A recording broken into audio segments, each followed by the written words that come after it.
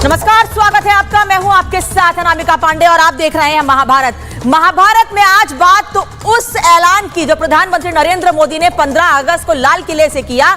तो कुछ ऐसे लोग जिनको अपनी जमीन खिसकती दिखी, कुछ ऐसे लोग जिनको इसमें अपना वोट बैंक दिखा, कुछ ऐसे लोग जो अपना हित साधने की कोशिश करते हैं मुसलमानों के नाम पर, उनको सबसे ज्यादा दिक्कत हुई है। इसीलिए आज हम कह रहे हैं कि शरिया से मोहब्बत है, सेक्युलर से दिक्कत है, क्योंकि प्रधानमंत्री ने यूसीसी को लेकर साफ कहा कि यूसीसी की जगह सेक्युलर सिविल कोड होना चाहिए। अब वही लोग जो सेक्युलरिज्म की बात करते थे, सेक्युलर की बात करते थे, वही लोग अब आपत्ति दर्ज करा रहे हैं और वो ये कह रहे हैं कि ये एक धर्म के खिलाफ है। लेकिन सवाल ये है कि यूसीसी सेक्युलर सिविल कोड जब सभी को समान रखने की बात करता है तो ये किसी एक के खिलाफ कैसे हो सकता है?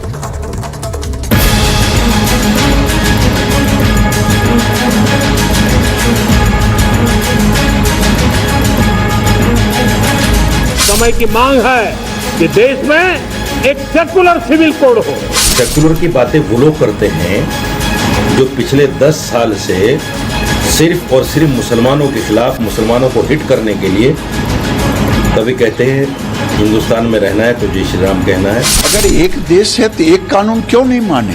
यूसीसी का फार्मूला क्या है? एक मुल्क में एक मजहब, एक कल्चर, एक जबान। ये तो डिक्टेटरों का फार्मूला है। जो विरोध कर रहे हैं वो किस बात पर विरोध कर रहे हैं? ये जो है नेचर के साथ छेड़छाड़ है।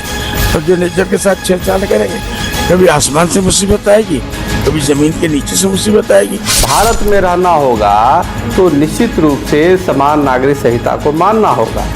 नया भारत संविधान के अनुरूप चलेगा, शरीयत के अनुरूप नहीं।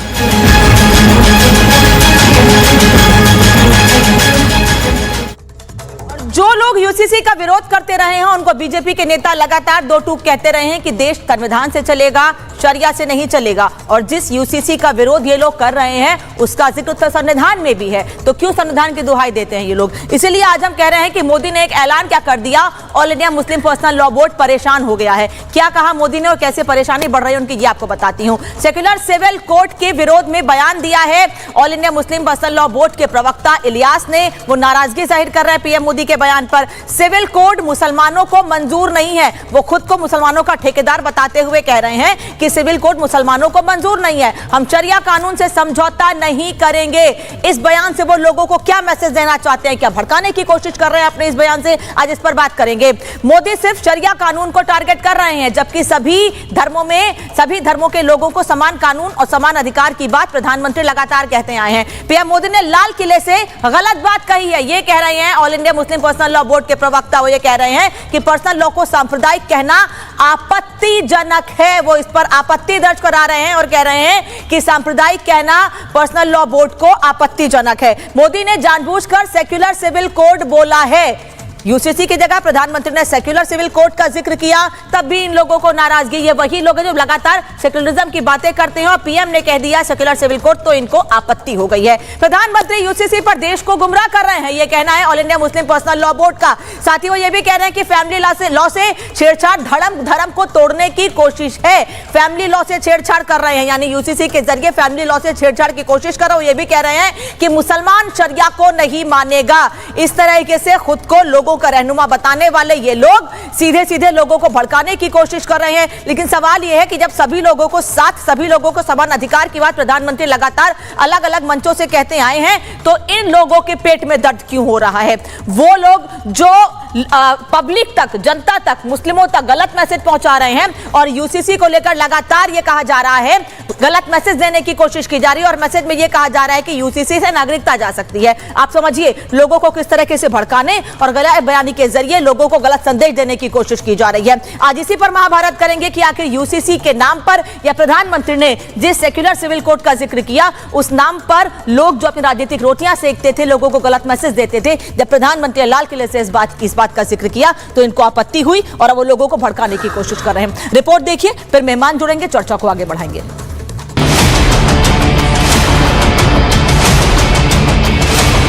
क्या देश में शरिया कानून चलेगा? क्या देश में हलाला चलेगा? क्या हिंदुस्तान शरिया से नहीं संविधान से चलता है। देशवासियों के लिए कानून हमारा संविधान तय करता है और इसी संविधान में जिक्र है वक्त आने पर यूसीसी लाया जा सकता है। मगर जब मोदी सरकार सिविल कोड की तरफ बढ़ रही है, संविधान के मुताबिक एक समान कानून लाने की तैयारी में है, तो इससे खुद को मुसलमानों के रहनुमा कहने वाले बौखला रहे हैं। कभी कहते हैं हिंदुस्तान में रहना है तो जय श्री राम कहना है, कभी कहते हैं मुसलमान के दो स्थान कब्रिस्तान या पाकिस्तान, और कभी कहते हैं चाकू छुरी तेज रखो गले काटने के काम आएंगे। मोदी के यूसीसी प्लान के खिलाफ खड़े होने वालों में मुस्लिम बोर्ड है, जो संविधान से ऊपर क्या शरिया को मानता है, क्योंकि all India Muslim Personal Law board ने बाकायदा चिट्ठी जारी कर पीएम के बयान को गलत बता दिया है। पहले सुनिए मोदी ने लाल किले से क्या कहा था। अब समय की मांग है कि देश में एक सेकुलर सिविल कोड हो, और तब जाकर के देश में धर्म के आधार पर जो भेदभाव हो रहे हैं, सामान्य नागरिक को जो दूरी महसूस होती है, उससे हमें मुक्ति मिलेगी। जैसे ही मोदी ने सेक्युलर सिविल कोड पर यह ऐलान किया तो खुद को सेक्युलर बताने वाली गैंग में खलबली मच गई। किसी को वोट बैंक की चिंता सताई होगी तो किसी को कुर्सी खिसकने की, लेकिन all India Muslim Personal Law board आगे आया और यूसीसी की मुखालफत का राग अलापना फिर शुरू कर दिया। कहने लगे कि मुसलमान शरिया के अलावा कुछ नहीं मानेंगे। जो पिछले 10 साल से सिर्फ और सिर्फ मुसलमानों के खिलाफ मुसलमानों को हिट करने के लिए कभी कहते हैं हिंदुस्तान में रहना है तो जय श्री राम कहना है, कभी कहते हैं मुसलमान के दो स्थान कब्रिस्तान या पाकिस्तान, और कभी कहते हैं चाकू छुरी तेज रखो गले काटने के काम आएंगे। वो लोग सेकुलरिज्म की बात करते हैं। इस वक्त यूसीसी की ज़रूरत नहीं है, इस वक्त यूनिफॉर्म सिविल कोड की ज़रूरत नहीं है, इस वक्त कॉमन सिविल कोड की ज़रूरत नहीं है। इस वक्त ज़रूरत है इस मुल्क को गरीबी से कैसे ऊपर उठाया जाए, बेरोजगारी से कैसे ऊपर उठाया जाए। पर्सनल लॉ बोर्ड क्यों विरोध कर रहे हैं? विरोध नहीं करना। हमने तो कहा सबका साथ, सबका विकास, सबका प्रयास, सबको साथ लिया। अगर एक देश है तो एक कानून क्यों नहीं मानेंगे? बात सबका साथ सबका विकास की है, तभी तो केंद्र सरकार ऐसा कानून लाने पर काम कर रही है जो सभी धर्मों पर लागू होगा, चाहे हिंदू हो या मुसलमान। कानून धर्म के आधार पर नहीं, समानता के आधार पर बनेगा। तो फिर मुस्लिम बोर्ड सिर्फ क्यों कह रहा है कि मुस्लिम इससे नहीं मानेंगे? जब से लाल किले की प्राचीर से सेकुलर सिविल कोड की बात हुई है, तब से कुछ लोगों को नींद नहीं आ रही। उनको लगता है कि अपनी जमीन उनके पैरों तले से खिसक रही है। मैं पूछना चाहता हूँ आखिरकार जो विरोध कर रहे हैं वो किस बात पर विरोध कर रहे हैं? कानून को नहीं मानेगा, जो समान नागरिक संहिता कानून को नहीं मानता है, वो विशेष कानून चाहता है, तो विशेष कानून वाला चले जाए इस्लामिक देश में। यहाँ शरिया कानून तो है नहीं कि तुम आपको विशेष दर्जा मिलेगा। इस बार प्रधानमंत्री जी ने जो सबसे ज़्यादा आपत्तिजनक बात कही है यूसीसी पर कि सेकुलर यूसीसी चाहिए, यानी संविधान निर्माता जितने थे वो कम्युनल थे। 21वीं सदी में ये कैसे हो सकता है कि सदियों पुराने कानून चलते रहें? क्योंकि संविधान में यूसीसी लाने का जिक्र किया गया है। धर्मनिरपेक्ष देश में समान कानून संभव है। पीएम मोदी ने भी सेक्युलर सिविल कोड पर जोर दिया है, लेकिन all India Muslim Personal Law board इस ऐलान के विरोध में उतर आया है और वो देश में इस्लामिक यानी शरिया कानून चाहता है। ये नया भारत संविधान के अनुरूप चलेगा, शरीयत के अनुरूप नहीं। जब संविधान सर्वोपरि है तो फिर मुस्लिमों के नाम पर क्यों शरिया की वकालत की जा रही है? ऐसा ही विरोध वक्फ कानून में बदलाव के नाम पर भी होता है। तब भी मुस्लिमों को वोट बैंक समझने वाले वक्फ बोर्ड बिल के खिलाफ खड़े हो जाते हैं।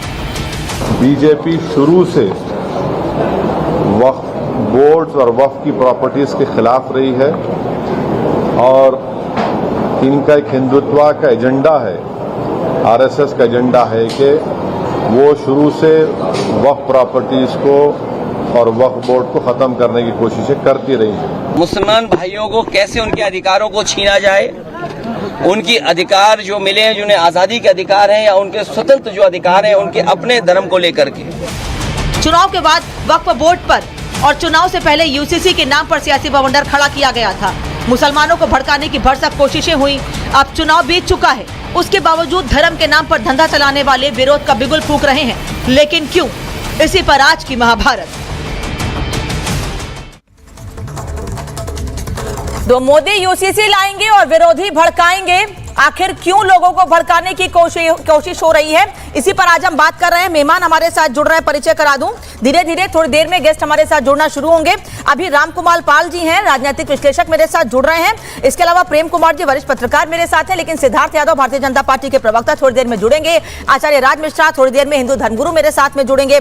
इसके अलावा अनुराग भदौरिया समाजवादी पार्टी के प्रवक्ता थोड़ी देर में ज्वाइन करने वाले हैं और हाजी मेहरुद्दीन रंगरेज स्टूडियो एआईएमआईएम के नेता इस वक्त हमारे साथ जुड़ेंगे।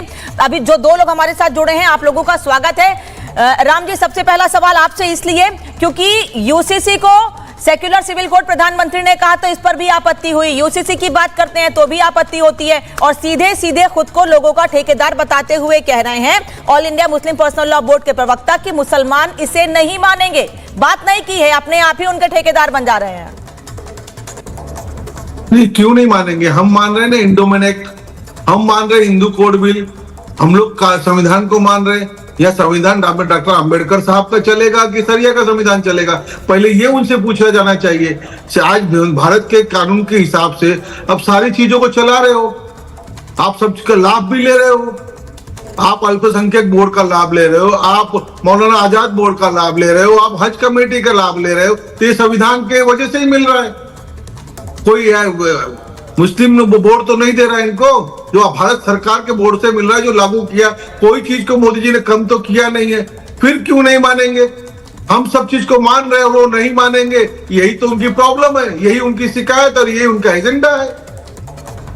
आज भारत में सच्ची बात देखी जाए तो इंदिरा जी ने कहा था कि 1 करोड़ बांग्लादेशी को हम वापस भेजेंगे, नहीं किसी ने भेजा। 7 को नागरिकता मिल गई, 2013 से लेके 4 तक के बीच में नागरिकता मिली।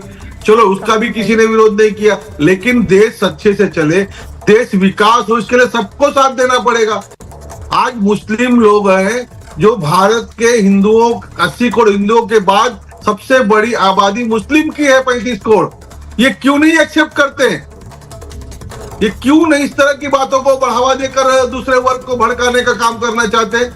हम भी कहेंगे कि आप लोग अल्पसंख्यक नहीं हो। हाँ।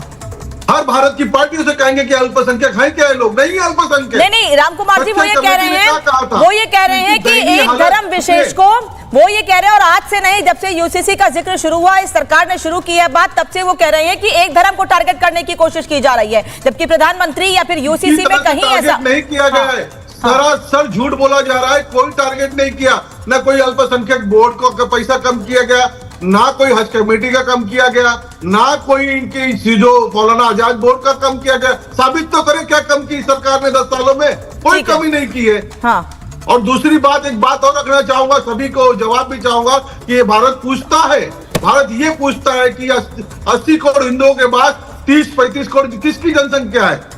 जैनों की कितनी है, सिखों की कितनी है? ये बात भी उठनी चाहिए। ठीक है, प्रेम कुमार जी, आप तक समाधान जरूरी है। आप सुन रहे होंगे रामकुमार जी को। रामकुमार कह रहे हैं कि ये लोगों को भड़काने की कोशिश है और आप लोग भड़काने की कोशिश मत कीजिए। सही बात सही तरीके से सही संदेश पहुंचाएंगे तो लोगों को भी समझ में आएगा। यूसीसी या प्रधानमंत्री ने जो लाल किले से कहा है सेक्युलर सिविल कोड, उसका मतलब क्या है, उससे किसको क्या फायदा होने वाला है। केवल भड़काने और अपनी राजनीतिक रोटियां ना सेके नेता।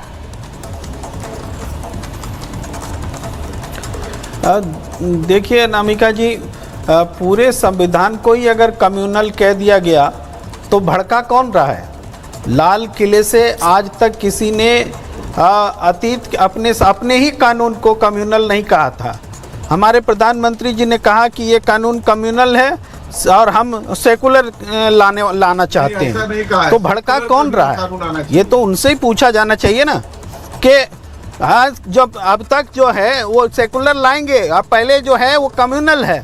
ये हमारे संविधान निर्माताओं का अपमान है, उनको कम्युनल बोलना है, पूरे संविधान को कम्युनल बोलना है। इससे खुलकर और कैसे बोला जा सकता है? ये सीधे से प्रधानमंत्री जी से सवाल है कि देश के संविधान को कम्युनल बता रहे हैं, सिविल कोड को कम्युनल बता रहे हैं, संविधान निर्माताओं को कम्युनल बता रहे हैं। इससे ज़्यादा और कोई प्रमाण नहीं दिया जा सकता। मुझे बोलने की थोड़ी ज़रूरत है, खुद नरेंद्र मोदी जी बोल रहे हैं जी। संविधान में तो जिक्र किया है, वही तो वो कह रहे हैं कि संविधान के आर्टिकल 44 में ये कहा गया है कि राज्य को अपने नागरिकों के लिए समान नागरिक संहिता लागू करने का प्रयास करना चाहिए, सभी लोगों से बातचीत करके, सभी लोगों को साथ लेकर। और निर्माताओं ने यह फैसला भविष्य की संसद पर छोड़ा था। अगर भविष्य की संसद यानी कि आज की संसद उस पर कोई फैसला ले रही है तो आपत्ति क्यों है?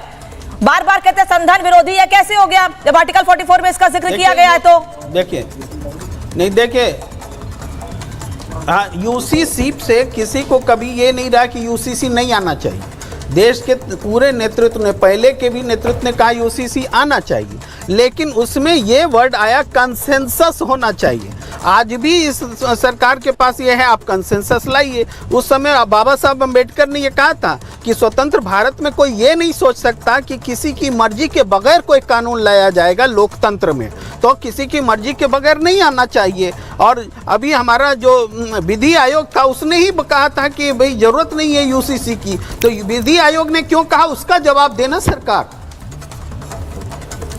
ठीक है, राम कुमार जी ये कह रहे हैं कि विधि आयोग ने जो पूछा है सरकार उसका जवाब देना, कंसेंसस होना चाहिए यूसीसी।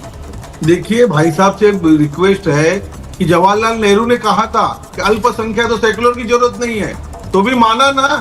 हमारा वर्ग तो हर चीज को मानता है, हमारा वर्ग एंडोमेंट एक्ट को भी मानता है, हमारे मंदिरों पे जो कमिश्नर बिठा के फंड लिया जाता है उसको भी मानता है। तो आप लोग क्यों नहीं देश के साथ खड़े होते हो?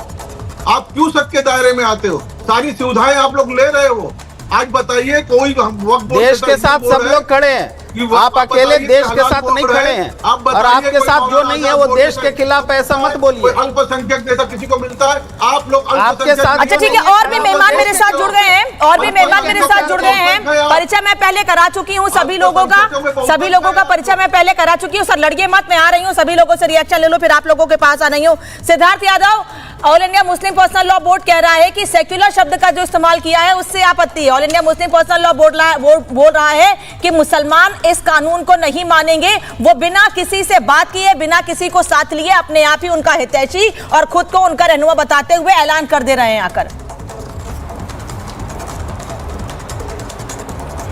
देखिए, All India Muslim Personal Law Board ही मुसलमानों का प्रतिनिधित्व करे या सिर्फ मुसलमान मर्द ही मुसलमानों का प्रतिनिधित्व करे, मैं ऐसा नहीं मानता हूँ। कभी तो बैठक, कभी तो किसी डिबेट में, कभी किसी कंसेंसस में, कभी किसी डिस्कोर्स में, कभी मुसलमान महिलाओं को भी बैठा करके पूछिए वो क्या चाहते हैं, कभी उनसे भी पूछिए कि उनकी क्या मन की बात थी। और all India Muslim Personal Law board की क्या बात सुनी जाए। उन्होंने कोर्ट में एफिडेविट दिया था 2020 में, जब देश की सरकार ट्रिपल तलाक को हटा रही थी, तो कोर्ट में जाकर के जो संस्था ये खड़े होकर कहे कि अगर ये ट्रिपल तलाक हटा दिया गया तो इस देश में मुसलमान मर्द मुसलमान महिलाओं को जला देगा, जला करके मार डालेगा। मैं ऐसी संस्थाओं की बात नहीं सुनना चाहता। दूसरी बात, अभी प्रेम जी कह रहे थे कि अगर कम्युनल बता दिया गया है, अगर कम्युनल सिविल कोड बता दिया गया है तो देश के संविधान निर्माताओं का यह अपमान हो चुका है। जब संविधान निर्माता आर्टिकल 44 में लिख करके गए कि आपको यूनिफॉर्म सिविल कोड बनाना चाहिए और आप 70 साल में उस पर राजनीति कर रहे हैं, उसका विरोध करते आ रहे हैं, उसमें भटका करके लोगों को भड़काने का काम कर रहे हैं, तब आपको नहीं लगा कि आप कम्युनल हो गए और उनका अपमान हो रहा है? तब आपको एक बार भी संविधान निर्माता याद नहीं आए?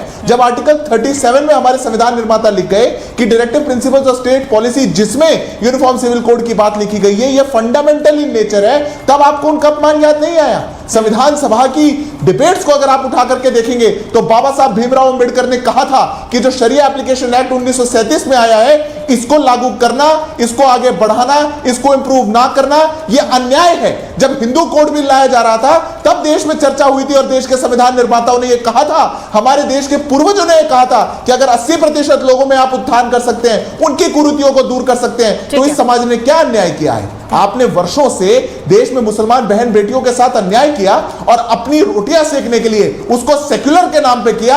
इस बात की चुभन है क्योंकि आपको आज सेक्युलर वर्ड से जो आप फंस चुके हैं, आप एक्सपोज हो चुके हैं, ये आपकी सच्चाई सामने यूसीसी में जिन समान अधिकारों की, मैं अनुराग भदौरिया भी जुड़ गए, उनके पास भी जाऊंगी। वो ही कह रहे हैं यूसीसी में जिस बदलाव, जिस समान अधिकार की बात आप कह रहे हैं वो बड़े व्यक्तिगत होते हैं, वो बड़े पर्सनल होते हैं, आप उसमें हस्तक्षेप नहीं कर सकते हैं, आप उसमें बदलाव नहीं कर सकते हैं। देखिए, मैं इनकी जानकारी के लिए बता दूं, इस देश में यूनिफॉर्म क्रिमिनल कोड ऑलरेडी है, वो भी बड़े पर्सनल है। आप किसी को जाकर के चीटिंग कराएंगे, कुछ और कराएंगे, आप जाकर के किसी का मर्डर कर देंगे, कोई नहीं पूछेगा आप किस धर्म से आते हैं, किस जाति से आते हैं। इस देश में एक कानून है, वो सब पे लागू होगा।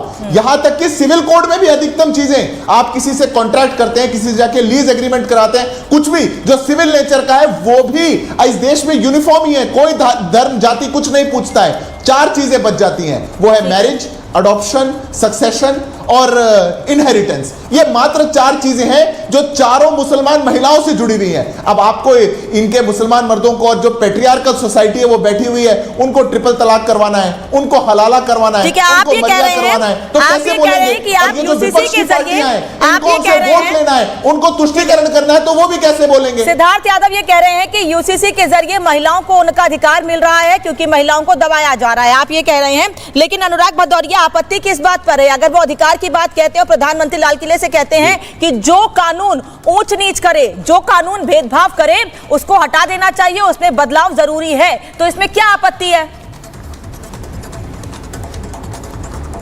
बिल्कुल सही, इसमें कोई आपत्ति नहीं है। जो सरकार ऊंच नीच की बात करे, भेदभाव की बात करे, समानता की बात नहीं करे, एकता की बात नहीं करे, डिवाइड एंड रूल करे, ऐसी सरकार भी हटा देनी चाहिए। भाई आप यूसीसी की बात करते हैं, हम आप डिबेट कर रहे हैं, क्या आपने ड्राफ्ट तैयार किया बताइए? लास्ट 30 साल में 20 साल में भारतीय जनता पार्टी की सरकार है इस देश के अंदर में, 30 साल अगर ले लिए जाएं लास्ट, तो 20 साल से बीजेपी की सरकार है। आप बताइए आपने क्या बनाया ड्राफ्ट? आपने ये अनेकता, ये देश अनेकता में एकता का देश है। यहाँ पे क्या आपने सभी ऑल पार्टी मीटिंग कितनी बार की है यूसीसी के ऊपर में बताइए? क्या आपने उनसे विचार विमर्श किया ये बताइए? क्या आपने वो गोवा वाला कानून, उसके बारे में आपने क्या सोचा, जहाँ पे अगर 30 साल तक एक हिंदू माँ अगर बेटे को जन्म नहीं देती है तो हिंदू आदमी को राइट होता है दूसरी शादी करने का? इसके बारे में आपने क्या तय किया है बताइए? आप, हम आपसे पूछ रहे हैं ना। तो ये आपने क्या क्या ड्राफ्ट बनाया है, देश को बताइए, देश सुनना चाहता है, जानना चाहता है। यहाँ हिंदू, मुस्लिम, सिख, ईसाई, अगड़े पिछड़े तरह तरह के हैं, कहते हैं अनेकता में एकता की बात है, सभी को बुलाइए, बैठाइए। ये क्या हिंदू मुस्लिम कर रहे हो, इतनी देर से हल्ला मचा रहे हो? अरे इस देश के अंदर में तो और भी धर्म है, और भी जातियां हैं, और भी तरह तरह की रीति रिवाज है, सबको बुलाइए, पार्लियामेंट की एक मीटिंग कीजिए, आप ड्राफ्ट तैयार कीजिए, फिर चर्चा कीजिए, तो समझ में आता है। खाली वो हल्ला मचाने से नहीं चलेगा। हल्ला मचाने से ऐसा लगता है कि आपको करना धरना कुछ नहीं है, आप सिर्फ समाज के अंदर में एक, चूंकि आपको पास अभी चूंकि मुद्दों को भटकाना चाहते हो। अभी 69,000 जो शिक्षक भर्ती उत्तर प्रदेश में हाई कोर्ट ने कहा है ना कि आपने आरक्षण छीना है, यही तो समाजवादी कह रहे थे कि भारतीय जनता पार्टी संविधान के अनुरूप नहीं चल रही है, आरक्षण भी खत्म करना चाहती है, लोकतंत्र पे भी खतरा है। वही तो आज 69,000 शिक्षक भर्ती इतने दिनों तक धरने पे बैठे रहे, समाजवादी पार्टी उनके साथ खड़ी रही, तब आपके नेता कहाँ थे? आज जब हाईकोर्ट का ऑर्डर आया तो केशव प्रसाद मौर्य भी कहने लगे नहीं बिल्कुल सही है, हम इनके साथ खड़े हैं। तब तो अनुप्रिया पटेल भी कहने लगी, निषाद जी भी कहने लगे। तो आप माने हम अधिकारों की लड़ाई लड़े। 69,000 कौन से थे? हिंदू थे, मुस्लिम थे, सिख, ईसाई, कौन थे? किस जाति धर्म के लोग थे भाई? वो तो अपना आरक्षण का अधिकार मांग रहे थे, आपने नहीं दिया तो कोर्ट से मिला, तब आप कह रहे नहीं अपनी गलती मानने लगे। अनुराग भदौरिया, आप जिस संविधान की बात कह रहे हैं ना, ठीक है, आप 69,000 शिक्षक भर्ती की बात कह रहे हैं, कोर्ट ने टिप्पणी की, हम उस पर आप बात करेंगे। लेकिन अभी ये बताइए, जिस संविधान का हवाला आप दे रहे हैं, उसी संविधान में बीजेपी के नेता कह रहे हैं, उसी संविधान के आर्टिकल 44 में कहा गया है कि भविष्य में ऐसे कानून में बदलाव किया जा सकता है जो नागरिकों में ऊंच नीच की भावना पैदा करे और समान नागरिक संहिता को लागू करने का प्रयास किया जा सकता है। अगर उसे संविधान के आर्टिकल 44 में यह बात कही गई है तो फिर क्यों सवाल उठाए जा रहे हैं? तो सवाल इसलिए उठाए जा रहे हैं कि आपने उस पर क्या ड्राफ्ट तैयार किया, उसमें ये भी आगे देखिएगा, उसका मतलब ये भी निकलता है कि बाबा साहब ने कहा था सभी के कंसेंस से सबको बैठाइए। जाति जनगणना आप क्यों नहीं करते? जाति जनगणना कीजिए, पता चल जाएगा कौन कितना है, किसको कितना अधिकार चाहिए, किसको कौन यहाँ पिछड़े रह गया, कौन अभी आगे निकल गया, समाज में कौन वंचित लोग हैं, कौन किस जाति के हैं, कितने हैं, निकालिए ना, जाति जनगणना कराइए। ये भी तो कहा गया ना, ये भी कहा गया ना कि आप सबको बुला के बैठाइए। और चूंकि हमारा देश की खूबसूरती क्या है, अनेकता में एकता, इसलिए हम पूरे विश्व में जाने जाते हैं। पूरा विश्व हमें अपना विश्व गुरु मानने को क्यों तैयार होता है? हमारे यहाँ पे वसुधैवम कुटुंबकम क्यों बोला जाता है? क्योंकि हम पूरे विश्व में हम सबको अपना मानने वाले लोग हैं, तो पूरे विश्व को हम अपना परिवार मानते हैं। तो विश्व को जब परिवार मानते हैं तो परिवारों की समस्याओं के लिए हम एक साथ बैठते हैं, उनकी समस्या का समाधान करते हैं, तभी तो विश्व में हमारा नाम है।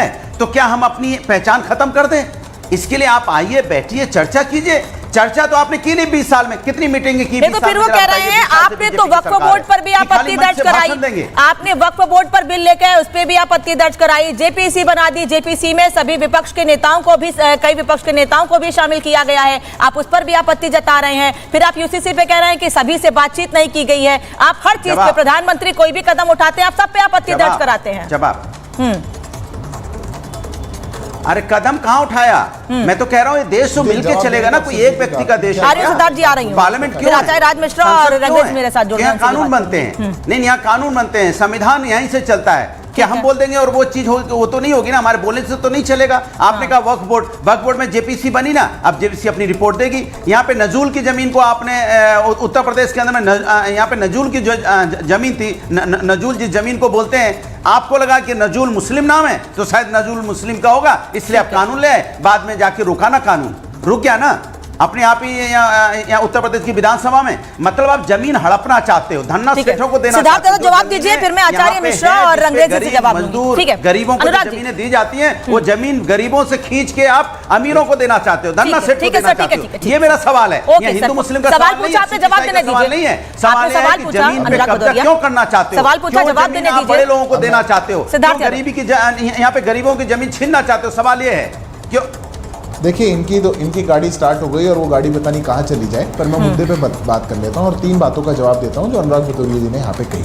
अनुराग भदौरिया जी बार बार कह रहे हैं ऑल पार्टी मीटिंग बुलाइए, ऑल पार्टी मीटिंग आपने कितनी बार बुलाई, 20 साल में आप ऑल पार्टी मीटिंग की चर्चा कर लीजिए। अरे ऑल पार्टी डिबेट हो रही है, अपना स्टैंड बता दीजिए। हमने बता दिया अपनी पार्टी का स्टैंड। 20 सालों के अंदर जिन तुष्टीकरण के आकाओं के साथ आप खड़े रहे, जिन इस्लामिक कट्टरपंथियों के वोट के कारण आप समर्थन करते रहे, आज आपको ऑल पार्टी मीटिंग की याद आई। यह है पहली बात।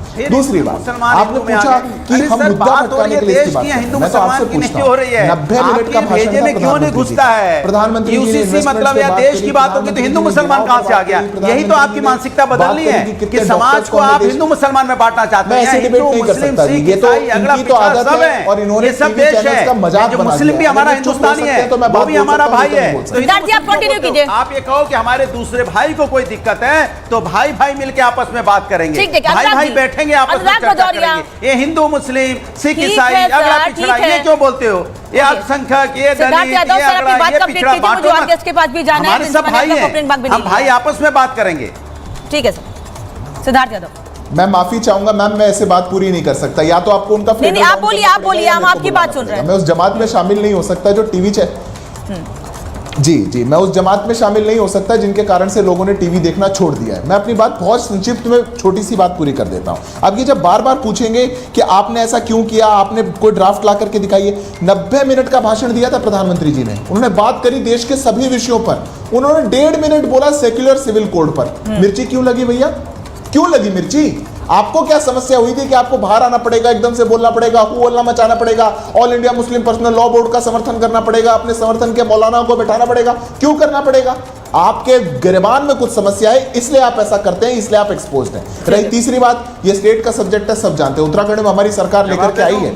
धीरे धीरे देश में इस पर चर्चा क्यों ना हो? मैं कहता हूं एक बार अपने मुंह से आप हिंदू मुसलमान सब कुछ हटा दीजिए। हमने कहां करा हिंदू और मुसलमान? हम कह रहे हैं सब भाई भाई हैं, जो कानून है सबके लिए है, सबके लिए है। एक क्रिमिनल कोड अगर सबके लिए है तो एक सिविल कोड सबके लिए। मेरे देश की बहन वो 18 साल से नीचे अपनी शादी ये बात कह रहे हैं, जो लोग ये बात कह रहे हैं और आरोप लगा रहे हैं कि हिंदू मुस्लिम करने की कोशिश है, वही तो बार बार ये कह रहे हैं कि किसी एक धर्म विशेष को टारगेट किया जा रहा है, जबकि यूसीसी को लेकर सरकार लगातार ये कह रही है कि सभी धर्मों के लिए समान कानून हो, समान अधिकार हो, उसको सुनिश्चित करना चाहते हैं यूसीसी से हम। अनामिका जी, 2 चीजें यहां समझने की है।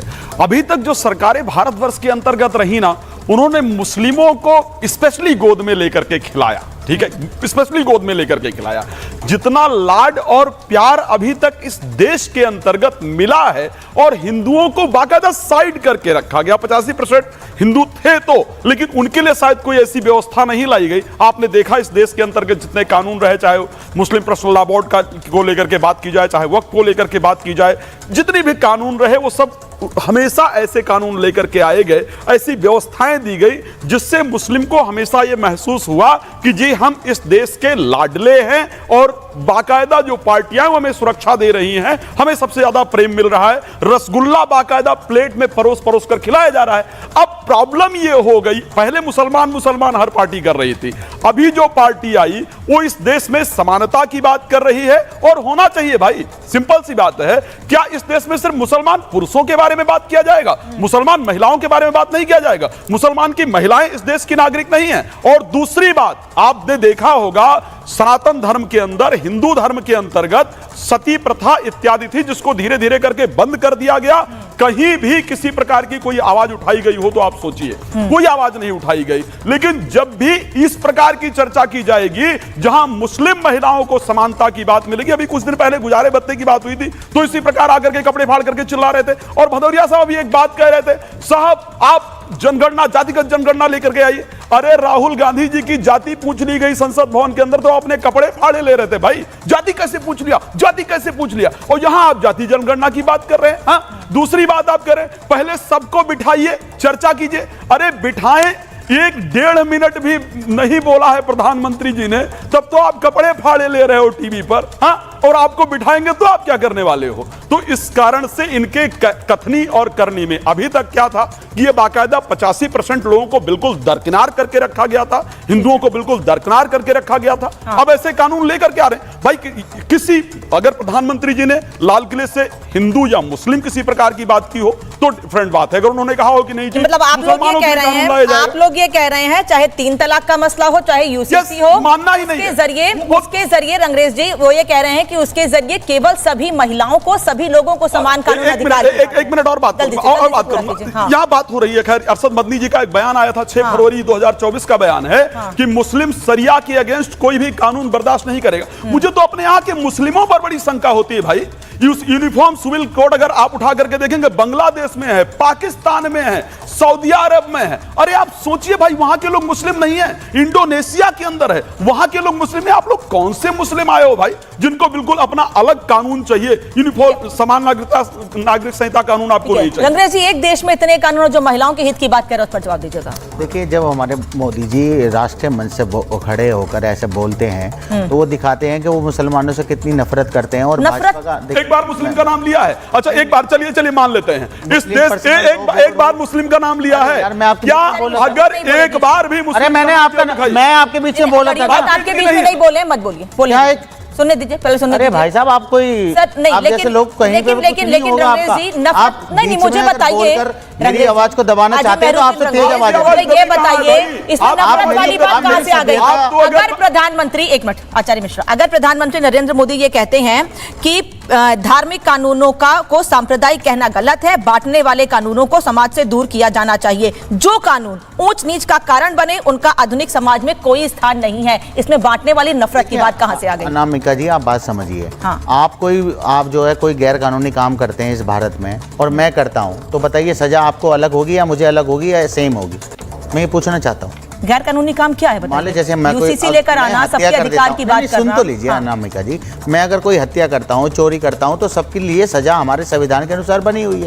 और ये जो मुस्लिम जब बनी हुई मुस्लिम जो ये लो है, बाकी अगर समानता की बात की जा रही है तो फिर उसमें दिक्कत क्या है भाई? अगर अच्छा एक बात बताइए, चलिए रंगरेज साहब, इनका तर्क सुन लूं पहले, फिर आचार्य मिश्रा आ रही हूँ, पहले तर्क सुन लूं मैं ये कह रहा हूँ, ये बीजेपी जो पार्टी है वो मुसलमानों से नफरत करती है।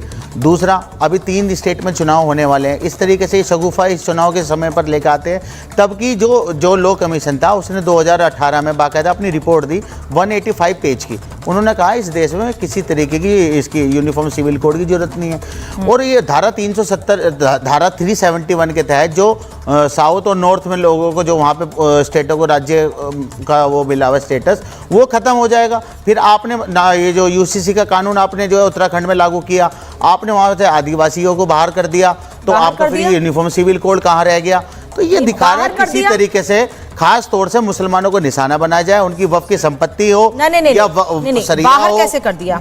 नहीं, ये सरिया से नहीं चलता। मैं भी कह रहा हूँ ये देश जो लोग और जो लोग ये नैरेटिव फैलाना चाहते हैं, जो प्रवक्ता all India Muslim Personal Law board के जो प्रवक्ता रंगरेज जी ये कह दें कि मुस्लिम तो सिर्फ शरिया कानून ही मानेंगे, वो कोई और कानून नहीं मानेंगे, उनके लिए शरिया कानून सबसे ऊपर है, उनको आप देश विरोधी नहीं मानते हैं? क्या देश के कानून से ऊपर शरिया कानून या उसको मानने वाले हैं? देखिए अनामिका जी, संविधान के अनुसार ही हमें ये राइट मिला हुआ, आर्टिकल 25, 26, 27 और 29 के तहत।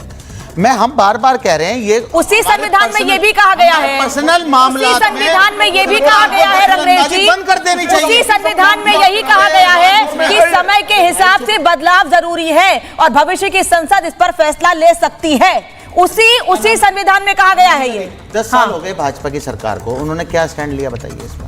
मगर ये चर्चा, शगुफा, जुमला, इस तरीके की बात चुनाव से पहले 3 स्टेट में, चलिए ठीक है, मैं मान लेता हूं कि बीजेपी जुमला ही सगुफा ही छोड़ रही है। आप लोग यहां पर बैठकर कहिए कि हम समर्थन कर रहे हैं और यूसीसी अगर सगुफा ये मुद्दे भाजपा पड़ेगा। आप यहाँ पर वो तो कह रहे हैं राम मंदिर 370 पूरा हुआ है, वो तो कह रहे हैं आचार्य इस तरीके का वो ये कह रहे हैं कि राम मंदिर कोर्ट के आदेश के बाद राम मंदिर पूरा हुआ है, 370 हमने हटा दिया है और आज कश्मीर की स्थिति सुधरी है पहले से। जो हमने जनता से वादे किए, जिनसे हम सत्ता में आए हैं, वो जो उन्होंने कहा मैं वो बात दोहरा रही हूँ, जो उन्होंने कहा मैं वो बात दोहरा रही हूँ। और हाँ, मैं कश्मीर गई हूँ, मैंने वहाँ के लोगों से बात की है। मारे जा रहे हैं वहाँ पर। नहीं, मैं बार बार कह रही हूँ, किसी का खुद को किसी का रहनुमा दिखाने की कोशिश मत कीजिए।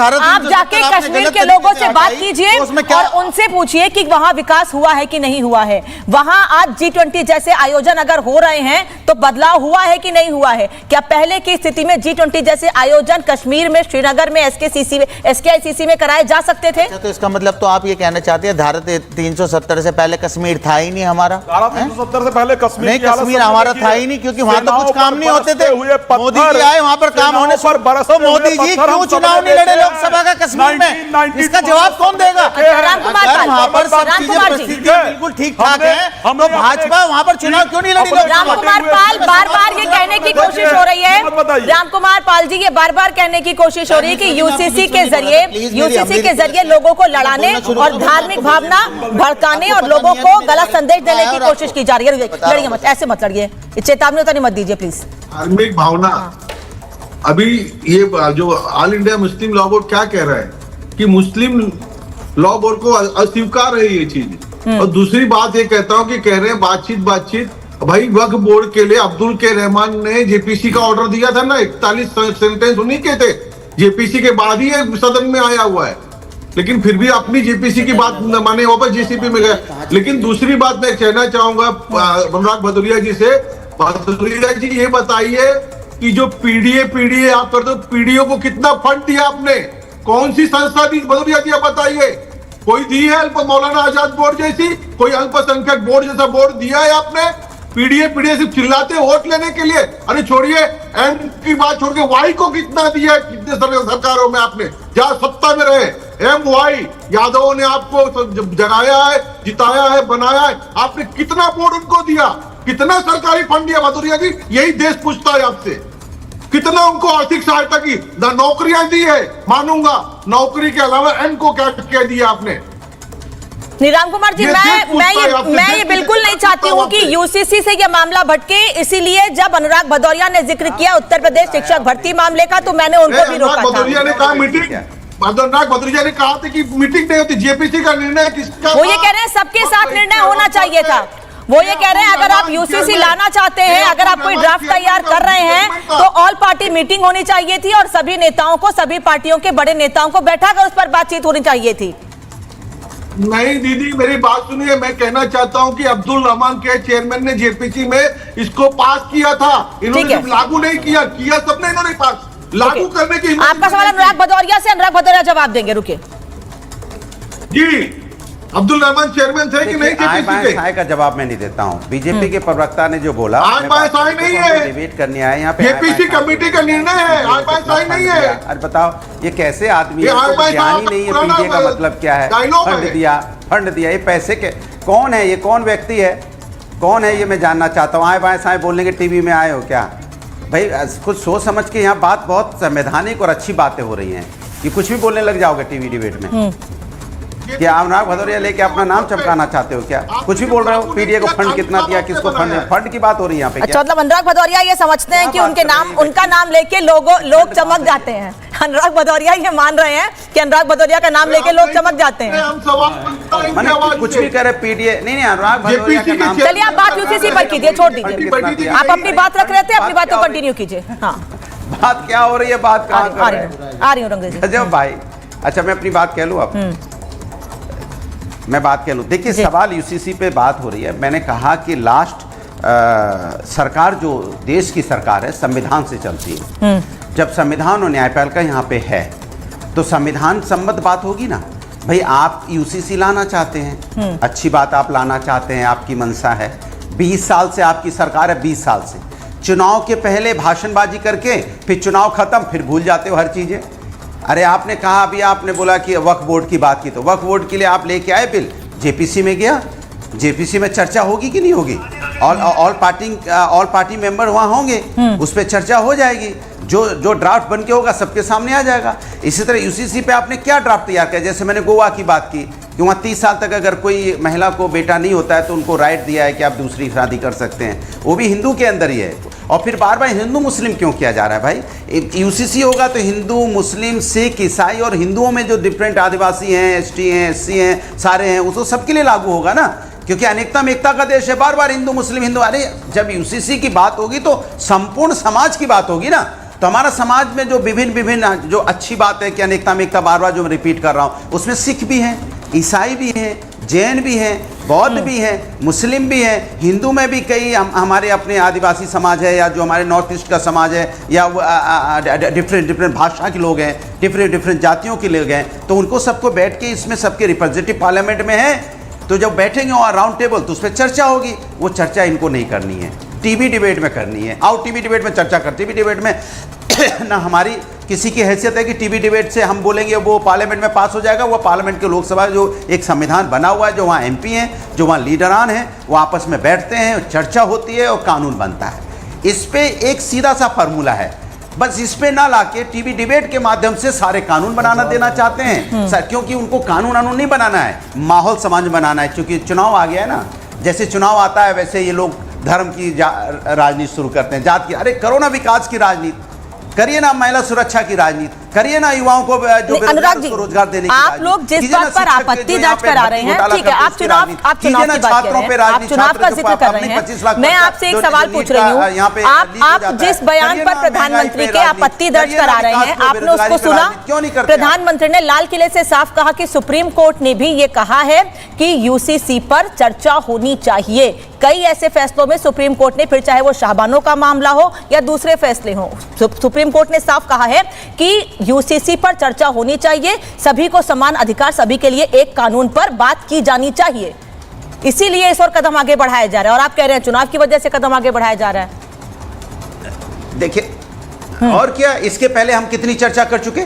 2 साल पहले, इस पे 1 साल पहले चर्चा नहीं हुई? 1 महीने तक डिबेट चलती रही। क्या हुआ फिर ड्राफ्ट का? कहाँ है वो ड्राफ्ट जिस यूसीसी पे चर्चा होती थी? भूल गए क्या आप? हम लोग रोज डिबेट करते थे ना, रोज बैठ के डिबेट इस पे होती थी, रोज यही बातें होती थी जो चुनाव के पहले आज हम आप रिपीट कर रहे हैं। क्या नहीं हुआ? बताइए अगर मैं झूठ बोल रहा हूं तो। 1-1.5 साल पहले कितनी चर्चा हुई, हजारों डिबेट हो गई इस पे। क्या हुआ? टाई फिस। अच्छा, चुनाव हो गया, फिर खत्म हो गया, फिर देखा हार गए, 240 में सिमट गए। अरे भैया तो हमारी सरकार जाने वाली है, फिर स्टार्ट हुए। सिद्धार्थ यादव मतलब सीधे पॉइंट आउट कर रहे हैं, सीधे अनुराग भदौरिया या समाजवादी पार्टी और कांग्रेस के नेता ये पॉइंट आउट कर रहे हैं कि चुनाव आता है तो आप यूसीसी की बात करते हैं, और लोकसभा चुनाव थे, आपको लगा नुकसान होगा तो आप पीछे हट गए, आपने कहीं जिक्र नहीं किया ज्यादा उसका। देखिए अनुराग भदौरिया जी कह रहे हैं कि पहले भी इस पे इतनी चर्चा होती थी, तब क्या हुआ? पहले चर्चा होती थी और उत्तराखंड में यूसीसी आ गया। एक प्रदेश ने बहुत वाइड कंसेंसस लेकर लोगों से उनके सुझाव लेकर के अपना एक्ट बना दिया, कानून बना दिया। थोड़ी सी अपनी जानकारी को सुपुर्द कर लीजिए। दूसरी बात, अभी एक पैनलिस्ट आपके यहाँ बैठ करके कह रहे थे कि क्रिमिनल कोड तो बेरोजगारी पे कब चर्चा करोगे बताइए, जो असली मुद्दों पे आइए। चलिए, बेरोजगारी पे कब चर्चा होगी, महंगाई पे कब चर्चा होगी, महिला अन्याय पे, अत्याचार पे कब चर्चा होगी बताइए। आइए, किसानों पे कब चर्चा होगी, जो असली मुद्दे उस पे आइए ना। समाज के यही तो मुद्दे हैं, महंगाई से कमर टूटी हुई है, फसल बर्बाद होती है, उसका फसल का बीमा कैसे मिलेगा, किसान को कैसे, आप क्यों बीच में बोल रहे हैं सर? कैसे होगी, किसान कैसे? मैं तो पूरा समय दे रही हूँ, मैं आपसे सवाल भी पूछ रही हूँ, फिर भी आप बीच में बोल रहे हैं। अगर सिद्धार्थ यादव आपके बीच में नहीं बोले हैं तो आप उनके बीच में क्यों बोल के डिस्टर्ब कर रहे हैं उनको? फिर इस तरीके से डिटेल होती है चीजें, मैं और गेस्ट के पास नहीं जा पाती हूँ। थोड़ा सा ऑडियो डाउन कर देगा उनका, अनुराग जी का, सिद्धार्थ यादव। हाँ, अब अनामिका जी बताइए, जिनका डिबेट पर कंडक्ट ऐसा हो फिर उसके बाद वो ऐसा भी सोचते हैं कि उनका नाम लेकर के लोग चमक जाते हैं। कौन चमकेगा इनका नाम लेकर के? पर मैं खैर उस पर नहीं जाना चाहता। मैं सीधी सी एक बात कहता हूं, अभी बोला गया आपकी डिबेट पे कि क्रिमिनल, आप कोई गैर कानूनी काम करें तो कानून सबके लिए बराबर है, तो फिर इसमें भेदभाव क्यों किया जा रहा है? आप गैर कानूनी काम करेंगे तो भी कानून अलग अलग है। अगर आप एक शादी से ज्यादा कर लेंगे तो आईपीसी के सेक्शन 494 में तो हिंदू हो, जैन हो, सिख हो, क्रिश्चियन हो, बौद्ध हो, पारसी हो, सबको सजा हो जाएगी, पर मुसलमान को नहीं होगी। माप मेंटेनेंस नहीं देंगे तो सारे धर्मों को सजा हो जाएगी, मुसलमान को नहीं होगी। आपने ये व्यवस्था बनाई, आपने व्यवस्था इसलिए बनाई ताकि जो आपकी पैतृक सत्ता चलती आ रही है या आपकी सत्ता चलती रहे। दूसरी बात, आपने कहा कि शरिया का कानून है। अरे शरिया चाहिए तो पूरा लो ना, क्रिमिनल कोड में भी ले लो।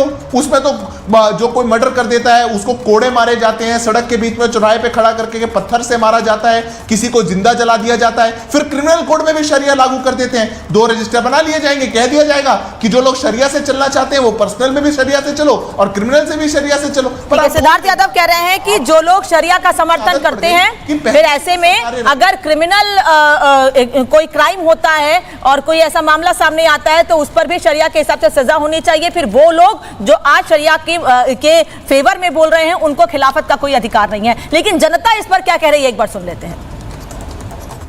नहीं, शरिया कानून नहीं चलेगा, क्योंकि हिंदुस्तान में जो कानून बनेगा, जो सरकार बनाएगी वो ही चलेगा। अलग अलग हिसाब से कानून, एक ही कानून होना चाहिए। अरे कानून तो एक ही होना चाहिए सबके लिए, चाहे मुस्लिम हो, चाहे हिंदू हो, चाहे कोई भी हो। उसके अंदर जो मोदी ने कहा वो होना चाहिए, ये नहीं होना चाहिए। मुसलमान को नहीं होना चाहिए, शरिया कानून नहीं होना चाहिए, एक कानून होना चाहिए। प्रेम कुमार जी, जनता की आवाज है, एक कानून होना चाहिए, और उसी जनता का नाम लेकर लोग वोट बैंक की राजनीति करते हैं और वोट हासिल करते हैं। तो जनता की बात क्यों नहीं सुन रहे हैं? तो जनता की बात को लीजिए, ये कह रहे हैं कि उत्तराखंड में अलग यूसीसी बनेगा और दूसरे स्टेट में अलग बनेगा, और ये स्टेट का सब्जेक्ट है। ये कब तो 28 राज्यों में अलग अलग अगर सिविल कोड बन गया तो ये यूनिफॉर्म सिविल कोड कैसे हुआ? नहीं, ये कब कहा कि अलग अलग बनेगा? का सब्जेक्ट है, स्टेट का सब्जेक्ट है। हमारे देश में 2 तरह के कानून। हाँ, तो उत्तराखंड में क्या बन रहा है, क्या ड्राफ्ट आ रहा है, वैसे ही हर स्टेट अपना अपना यूसीसी बनाएगा। तो यूनिफॉर्म कहाँ रहा? ये तो अलग अलग प्रदेश के हिसाब से हुआ। दूसरी बात यह है कि हमारे देश में सिविल कोड और क्रिमिनल कोड संविधान में बनाया हुआ सेंट्रल व्यवस्था है, पूरे देश में लागू होने की है। इसलिए स्टेट में यूसीसी लाना यही देश को भरमाना है, यही यूनिफॉर्म के खिलाफ है। ये जनता जो बोल रही थी ना, उसके खिलाफ है कि उत्तराखंड यूसीसी लेके आए, उत्तर प्रदेश यूसीसी लेके आए, कोई दूसरा प्रदेश यूसीसी लेके आए, फिर यू रहा कहाँ सीसी में? ये सबसे बड़ा सवाल है। ठीक है रंगरेज जी। नहीं, मैं ये कह रहा था, मान लीजिए मैं उत्तराखंड में रहता हूँ और मैंने दूसरी शादी कर ली, मेरे को वहाँ पर तो मेरे को जो है यूसीसी के तहत जो है मेरे खिलाफ जो है कानूनी कार्रवाई हो जाएगी। अगर मैं दिल्ली में रहता हूँ तो अगर मैं चाहे 4 शादी कर लेता हूँ तो कोई कार्रवाई नहीं होगी। तो ये कैसा यूनिफॉर्म सिविल कोड होगा? तो ये सरकार खास तौर से मुसलमानों को टारगेट करने का काम कर रही है, उनसे नफरत करने का काम कर रही है और इस तरीके के मुद्दों को हवा देने का काम करते हैं। और मोदी जी को ऐसे मन से बोलते हुए, और वो खुद ऐसे जो झूठ और फेक नैरेटिव जो फैलाए जाते हैं आईटी सेल की तरफ से, भाजपा की तरफ से, उनके घेरे में आकर वो इस तरीके की बयानबाजी जो करते हैं और उन पर जो चर्चा हो रही है, ये स्टेट का मामला नहीं है, ये केंद्र का मामला है। अगर केंद्र सरकार कोई कानून लेकर आती है, उसका ड्राफ्ट आएगा तो वो पढ़ेंगे, देखेंगे, फिर उसके बारे में चर्चा होगी। मगर ये जो सहयोगी दल है, क्या आपके सहयोगी दल आपके साथ है इस स्टैंड पे? मैं पूछना चाहता हूँ भाजपा से, वो नहीं होंगे, क्योंकि उनके मैंने सारे बयान देखे हैं, सब बयान का कंडेम कर कह रहे हैं हमें नहीं चाहिए, अभी चर्चा होनी चाहिए इस पर। तो ये सरकार समय समय पर इस तरह के जुमले लेकर आती है जिससे कि पूरे देश में एक माहौल बनाया जाए और वोट बैंक की जो एक तबका है, सबको समान अधिकार देना, सबके लिए कानून। आचार्य मिश्रा, कहां से जुमला हो गया? बार बार चुनाव का जिक्र किया जा रहा है, लेकिन इसके पहले भी यूसीसी की बात होती रही है, फिर चुनाव से क्यों जोड़कर देखना है? सबसे पहले तो ये पूछना चाहिए महमूद रंगरेज साहब से, और जो लोग भी इसका विरोध कर रहे हैं, कि आप अपने घर की महिलाओं के पक्ष में हैं या महिलाओं के खिलाफ हैं? आप सबसे पहले अपने खुद के गिरेबान में जाकिए कि आप अपने बहन बेटियों के साथ हैं या बहन बेटियों के खिलाफ हैं। अरे भाई, जो कानून बन रहा है वो सभी के लिए एक समान कानून है, और वो चाहे हिंदू की बहन बेटी हो, सुन लीजिए, मैं कह रहा हूँ बन कहाँ रहा है? नहीं रहा, लागू हो गया भाई, लागू हो गया, जुमला लागू हो गया। बता रहा हूँ, आप समझ ही नहीं रहे। चलो, आप में शादी